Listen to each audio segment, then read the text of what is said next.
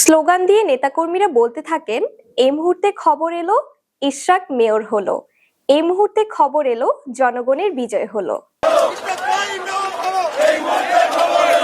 ইশরাক হোসেন একজন প্রকৌশলী, একজন রাজনৈতিকবিদ, একজন নেতার সন্তান এবং তার সবচেয়ে বড় পরিচয় সে সব সময় জনগণের পাশে ছিলেন। ঢাকার কাকরাইলে যখন বিএনপির নেতাকর্মীরা আন্দোলন মিছিল করছিলেন, তাদের কণ্ঠে শোনা যাচ্ছিল এই শব্দ, ইশরাক মেয়র হলো, জনতার বিজয় হলো।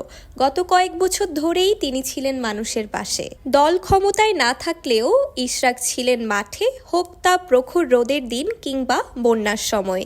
তিনি পৌঁছে গিয়েছেন গরিব দুঃখীদের কাছে, বলেছেন, আমরা জনগণের জন্য রাজনীতি করি। তিনি চান স্থানীয় সরকার শক্তিশালী হোক, ঢাকা হোক বাসযোগ্য নগরী। তার প্রতি একাংশ জনগণের আশা। তিনি শুধু একজন নেতা নন, ভবিষ্যতের প্রতীক।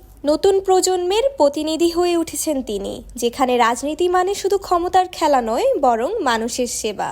আজ আমরা জানবো কে এই ইশরাক হোসেন এবং কার নাম শুনে এখনো ঢাকার রাজপথে বাজে স্লোগান।